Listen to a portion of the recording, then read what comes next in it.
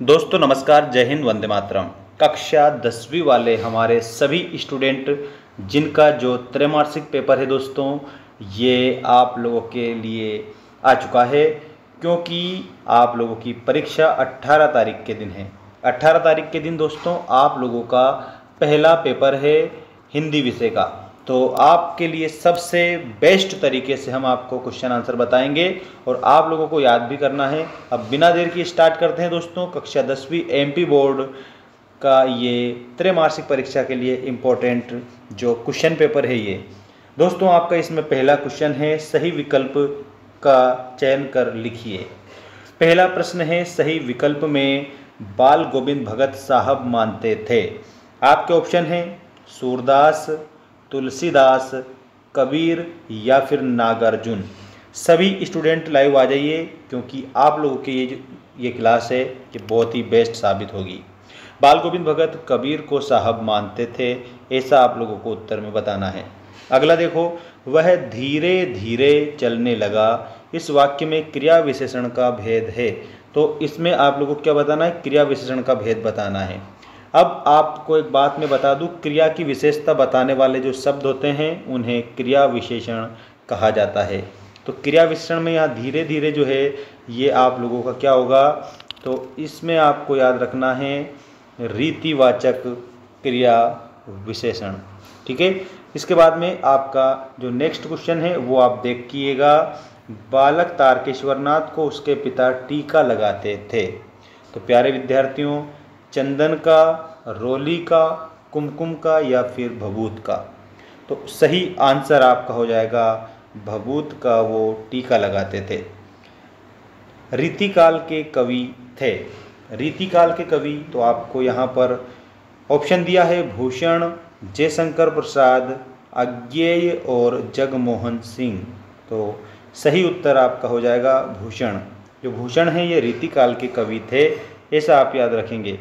इसके बाद में ये देखिए, आपका अगला क्वेश्चन है, इसमें तुलसीदास की रचना है। तो ये विनय पत्रिका जो लिखा हुआ है ये तुलसीदास जी की रचना है।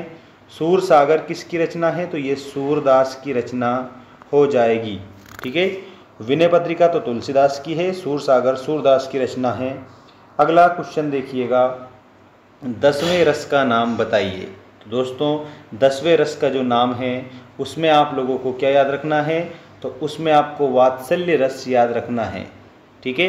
और वात्सल्य रस के सम्राट कौन हैं? तो वात्सल्य रस के जो सम्राट हो जाएंगे वो हो जाएंगे सूरदास।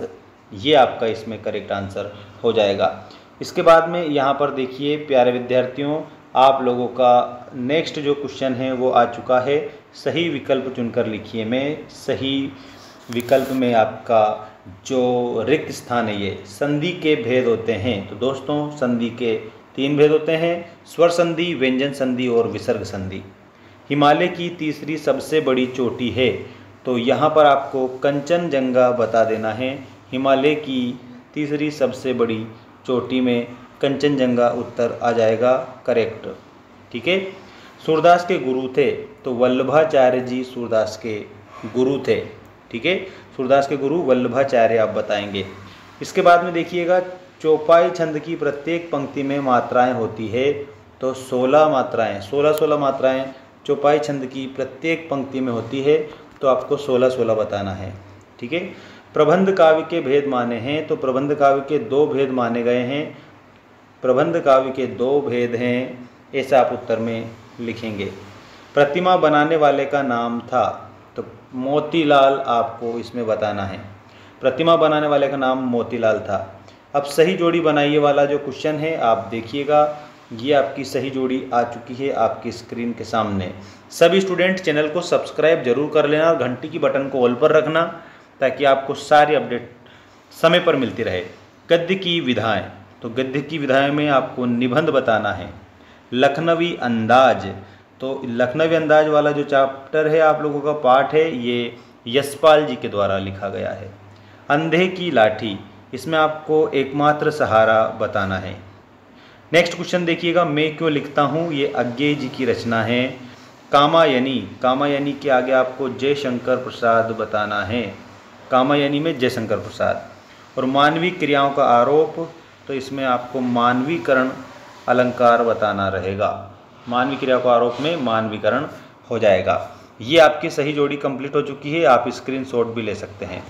अगला जो क्वेश्चन है एक वाक्य में उत्तर दीजिए वाला, ये आ चुका है आपके लिए। एक अनारसो बीमार का अर्थ लिखिए। तो इसमें आपको लिखना है वस्तु की पूर्ति कम और मांग अधिक।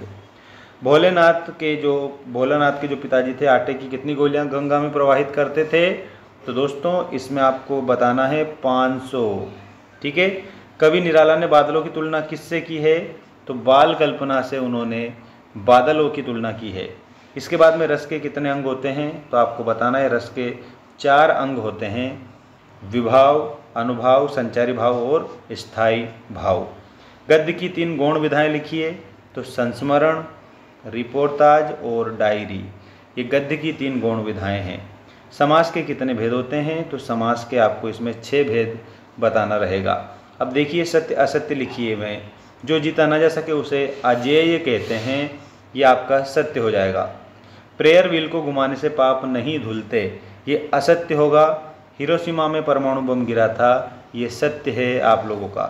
मुख्य गायक के स्वर चट्टान जैसे भारी और गंभीर थे, तो इसमें आपको सत्य बताना रहेगा। इसके बाद में देखिएगा दोहा एक सममात्रिक छंद है, तो ये आपका असत्य होगा, क्योंकि दोहा जो होता है ना वो एक अर्ध सममात्रिक छंद होता है। अर्ध सम मतलब आधी मात्राएं समान होती है। इसकी पहली और तीसरी पंक्ति में कितनी होती है? 13-13 मात्राएं, 13-13 और दूसरी चौथी में 11-11 मात्रा। 13-11 मतलब दोहा। आदमी ने पहले आग का आविष्कार किया था, तो इसमें आपको सत्य बता देना रहेगा। बाकी आप लोगों को चैनल को सब्सक्राइब करके रखना है ताकि आपको आने वाली अपडेट मिलती रहे। और इसी तरह से आपके वार्षिक परीक्षा के लिए हमने एक बात और हम आपको बता देते हैं कि हमने आप लोगों के लिए ऐसी सीरीज चला रखी हमारे मेंस एजुकेशन एप्लीकेशन पर। तो गूगल प्ले स्टोर पर जाकर आप हमारा ऐप जो है उसको डाउनलोड करके कोर्स को खरीद सकते हैं मात्र 199 रुपये में।